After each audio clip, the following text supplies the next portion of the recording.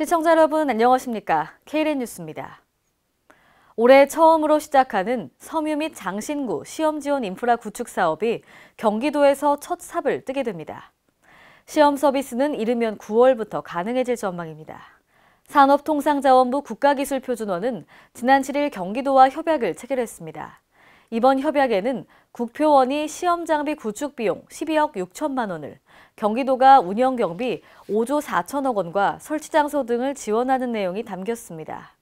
이번 협약으로 경기 양주와 안산에는 안전성 확인 시험 인프라가 구축되면 섬유 및 장신구 제품 시험이 편리해질 것으로 예측됩니다. 전북 남원시가 주촌천 생태보건 사업을 추진하고 있지만 행정 절차가 미뤄지는 바람에 착공이 늦어지고 있습니다. 전예은 기자가 전합니다. 전북 남원 지역의 대표 하천인 주촌천 생태하천 복원 사업에 하천 기본계획 수립이 늦어지면서 차질을 빚고 있습니다. 남원시는 노암동 롯데슈퍼에서 어연 목기단지에 이르는 주촌천 3.45km에 오염 체정물 준설, 친환경 호환 정비, 콘크리트볼을 철거해 생태하천을 만들 계획입니다. 시는 주촌천과 한파천 일원에 국비 42억 5천만 원을 포함해 총 사업비 95억 원을 들여 2020년까지 시민과 함께하는 생태친수 공간을 조성키로 했습니다. 시는 이를 위해 지난해까지 실시 설계와 행정 절차를 마무리 짓고 올해 3월 본격 착공에 들어갈 계획이었습니다. 그러나 하천 기본계획 수립을 맡고 있는 익산지방 국토청의 행정 절차가 미뤄지는 바람에 착공이 미뤄지게 됐습니다. 익산구토청 하천계획 담당자는 5월 정도 지방하천 심의가 날 것이라고 말했습니다. 5월 정도 지방하천 심의가 나면 심의위원들의 의견이라든지 이런 것들을 반영을 해서 6월 정도, 7월 정도에는 고시가 가능하거든요. 남원시는 이에 따라 하반기부터 공사를 시작할 예정이라고 밝혔습니다. KLN 전예은입니다. 대구광역시가 성인 발달 장애인들의 교육 기회 확대를 위해 나섰습니다. 오늘 발달장애인 평생교육센터를 개소하고 본격적인 운영에 들어갔습니다. 이번에 개소한 센터는 대구시에 거주하는 학령기 이후 만 18세 이상 발달장애인이면 이용할 수 있습니다. 교육과정은 정규반과 단과반으로 구분되며 언어능력 향상교육과 특수체육 등이 진행됩니다.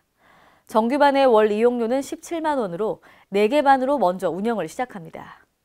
지방자치단체장들이 선거 땐 소통을 외치다가도 당선이 되면 소통 창구가 막혀버립니다. 단체장과 주민과의 직접 소통이 아쉬운데요. 장소라 기자입니다. 6.13 지방선거를 앞두고 예비후보들마다 시민들과의 소통을 강조하고 있지만 정작 지자체장과 주민과의 직접 소통 창구는 사실상 막혀 있습니다. 전라북도는 도지사에게 바란다라는 창구를 열어놓고 있지만 실상은 생활불편 민원 창구에 불과합니다. 또 충청북도는 도지사와 대화의 공간을 마련하고 있지만 해당 페이지는 중앙부처에서 운영하는 국민신문고로 연결될 뿐입니다. 소통은 구호에 불과할 뿐 단체장에게 청원을 할 수 있는 창구는 닫혀 있습니다. 소통 창구는 민원 관련 법과 제한 조례에 따라 의무적으로 있어야 할 민원 업무의 일환으로 해당 민원 담당 공무원이 7일 이내로 답변을 달게 됩니다. 이와는 다르게 청와대 국민청원이 직접 소통을 표방, 장안의 화제가 되고 있습니다. 청와대 국민청원은 30일 동안 20만 명의 청원이 모이면 해당 내용의 정부 담당자가 직접 답변을 하게 됩니다. 국민청원 건수는 6개월여 만에 총 13만여 건의 청원이 제기돼 인기를 끌고 있으며 이 가운데 총 12건의 청원에 정부 및 청와대 관계자가 직접 나선 10분가량의 영상이 기재된 답변이 달렸습니다. KLN 장소라입니다. GM공장 철수와 현대중공업 폐쇄 등 전북 지역 경제가 침체돼 있습니다. 한때 매각설까지 나돌았던 하이트진로 전주공장이 맥주 부문 생산 확대로 공장 효율화에 나설 것으로 보입니다.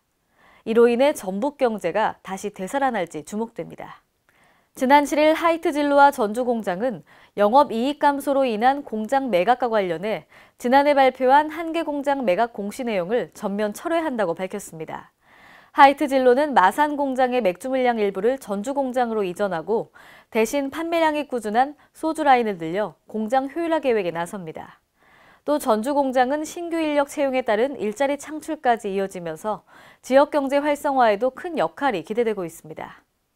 6월 지방선거에 나서는 공무원과 지방의원들은 오는 15일까지 사퇴를 해야 합니다. 전북 도의 경우 시장 군수에 도전하는 도의원이 전체 의원 중 절반에 달할 것으로 전망되면서 의회 본연의 기능이 마비되는 건 아닌지 우려의 목소리가 큽니다. 김경모 기자입니다. 6.13 지방선거를 앞두고 현역 지방의원들의 사퇴가 이어지면서 우려의 목소리가 높습니다. 중앙선거관리위원회에 따르면 6일 현재 등록된 전국 동시지방선거 예비후보자 중 현역 지방의원은 총 90명인 것으로 집계됐습니다. 3, 4월은 지난해 결산 심의를 위한 검사위원 선임이 이뤄지는 시기입니다.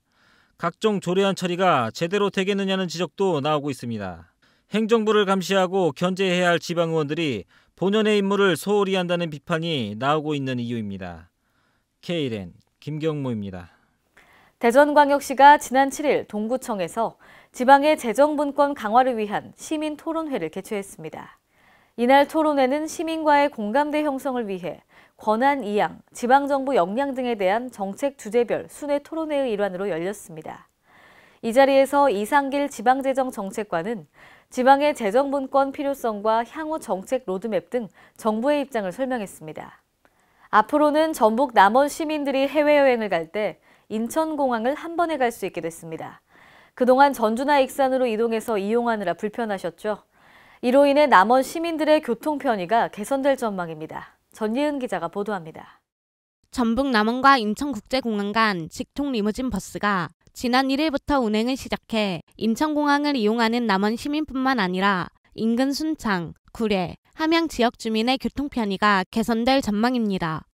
그동안 여행이나 업무차 해외로 나가는 사람이 많았지만 남원과 인천국제공항 간 직통 노선이 없어 시민들이 비용과 시간 등에서 많은 불편을 겪었습니다.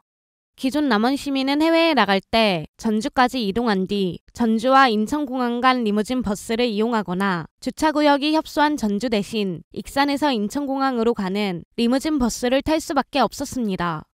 이번 남원과 인천공항 간 리무진 버스는 하루에 4번 왕복 운행하며 요금은 29,500원으로 결정됐습니다. 출발지는 남원 시외버스터미널로 고속도로를 경유해 인천공항으로 직통 운행, 남원과 인천공항 제2터미널까지 예상 소요 시간은 4시간 25분입니다. 시는 현재까지 평일에 평균 15명 정도 이용하고 있다고 밝혔습니다. 인천공항을 이용하실 때 시간과 비용을 줄이고 편리하게 공항을 이용할 수 있을 것으로 기대합니다. KLN 전예은입니다. 오늘의 브리핑 뉴스입니다. 국토교통부가 광역, 시외버스 충돌 사고를 방지하기 위해 비상자동 제동장치의 장착을 지원하는 보조금 업무 처리 지침을 마련했습니다. 이와 함께 2018년 신규 사업으로 21억 2,500만 원의 예산을 반영하고 2022년까지 총 7,300대를 대상으로 장치 장착 비용의 50%를 지원할 예정입니다. 이에 따라 운송사업자는 차량 한 대당 최대 250만 원까지 보조금을 지급받을 수 있게 됐습니다. 또 본인 부담금 50%만으로 비상자동 제동장치를 장착할 수 있게 됩니다.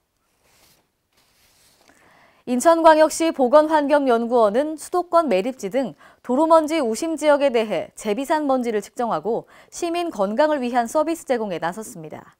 도로 제비산 먼지 이동 측정 차량은 도로를 이동하며 실시간으로 제비산되는 미세먼지를 측정하는 차량인데요. 보건환경연구원은 지난해 12월 장비와 차량을 전면 교체하고 현장 밀착형 측정 분석 및 효율적인 청소 행정을 확립하게 됐습니다. 고용노동부가 기업이 유연근무제를 도입, 운영할 때 발생하는 애로사항을 줄이기 위해 매뉴얼을 발간했습니다. 노동부에 따르면 최근 워라밸에 대한 국민들의 관심이 높아짐에 따라 유연근무제를 활용하는 사업장이 늘고 있는데요. 매뉴얼은 유형별 Q&A와 관련 규정 예시 등 3개 영역으로 구성됐습니다. 또 새로운 근로계약 체결이나 취업규칙 변경 등 공통 검토 사항을 확인할 수 있습니다. 이상으로 KLN 뉴스를 마칩니다. 시청해주신 여러분 고맙습니다.